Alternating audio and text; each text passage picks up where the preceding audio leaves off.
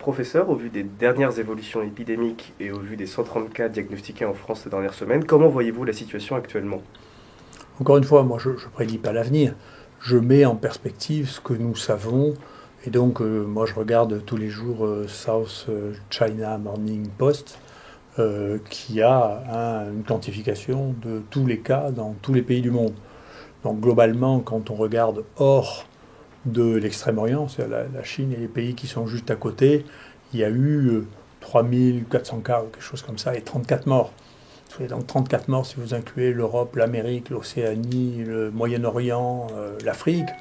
Si vous voulez, depuis décembre, c'est quand même pas une catastrophe mondiale. Donc il faut raison garder. Après l'avenir, on verra ce qu'il nous réserve.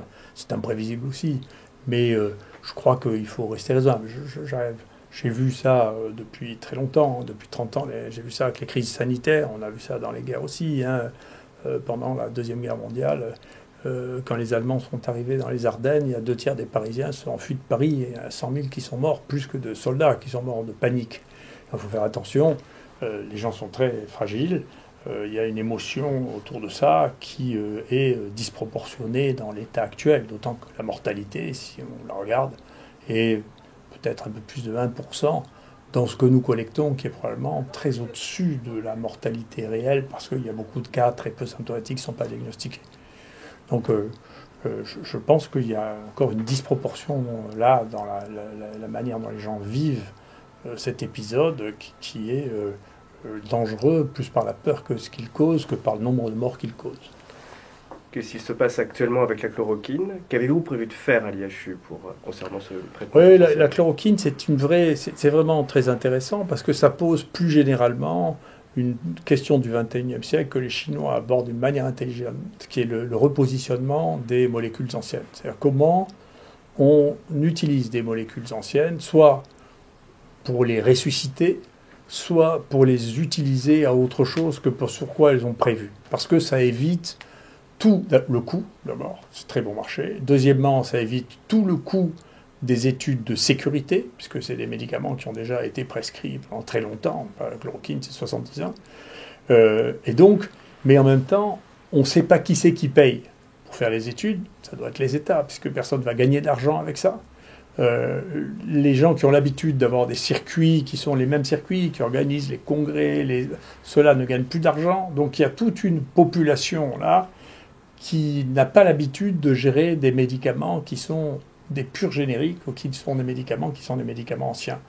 Par exemple, vous voyez, on avait notifié, on avait retrouvé, parce que des gens l'avaient publié, que le premier médicament qui a été utilisé régulièrement dans le traitement du sida, l'AZT, ça marche très très bien sur les colibacilles qui sont résistants aux antibiotiques. Vous voyez, mais qui c'est qui va payer pour faire des études sur le colibacille? Vous voyez, c'est une vraie question. Donc ça suscite des vraies questions, mais là, vous voyez sur ce tableau, là, c'est pas nous, hein, c'est les Norvégiens qui font ça, eh bien les médicaments pour lesquels il y a officiellement des dépôts dans le monde qui ont été déposés, il y a un site dans lequel on doit déposer, les scientifiques doivent déposer les travaux en cours. Vous voyez qu'il y en a un sur l'hydroxychloroquine, qui est le dérivé le plus soluble et plus fonctionnel, et puis il y a 2 antiviraux actuellement qui sont en cours d'évaluation, ce qu'on appelle en phase 3, pour le coronavirus chinois.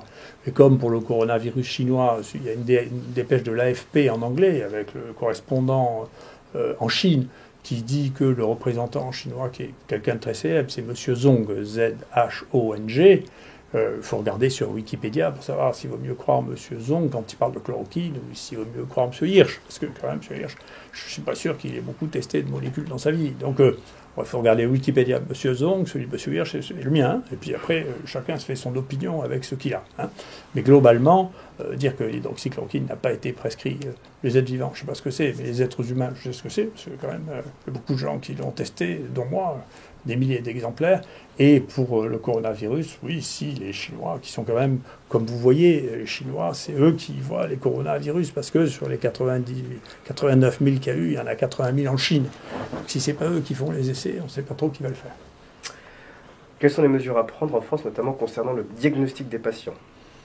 Moi, je pense que ce que l'histoire a montré, mais il faut évoluer au fur et à mesure des prélèvements, au fur et à mesure que l'information arrive, c'est que la restriction d'accès au diagnostic a été trop serrée. C'est mon avis, ce que je pensais au départ, c'est la raison pour laquelle nous, on a tout de suite testé énormément de gens. Pour l'instant, personne n'est passé entre nos mains et peut-être que ça arrivera. Peut-être qu'il y aura quelqu'un qui sera hospitalisé depuis 6 jours à la Timone alors qu'il avait une infection avec ce virus. Et j'aurais honte si c'était le cas. Vous voyez, sans qu'on ait fait le diagnostic, j'aurais honte.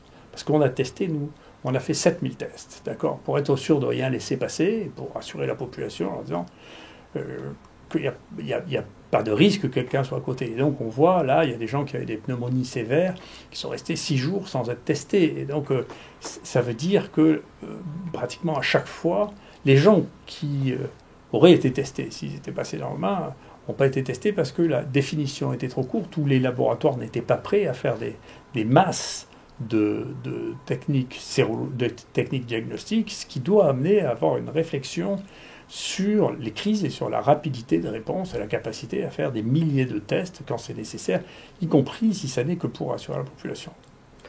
En termes de recherche, où en est-on sur le coronavirus à Liège? Nous, on a eu des prélèvements positifs pour la première fois, donc on a regardé ce qu'on pouvait faire très vite. Donc le cas est arrivé dans la nuit, dans la matinée.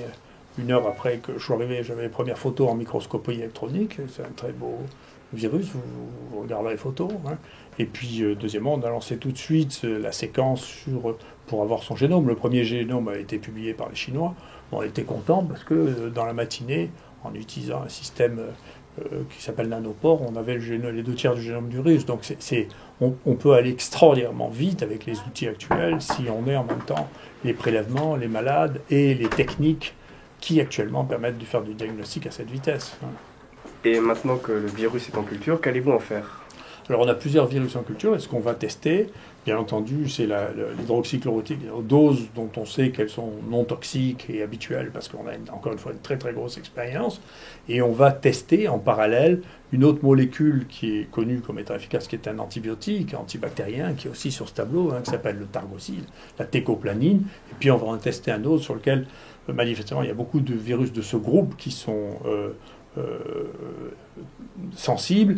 Puis il y a un travail coréen qui montre que ça a cassé manifestement l'excrétion du virus, qui est l'azithromycine, qui est un médicament banal qui en plus prévient des surinfections. Donc on veut les analyser en association pour voir quelle est l'association optimale qui permet de prendre en charge ces patients, au moins sur les virus que nous isolerons. Merci.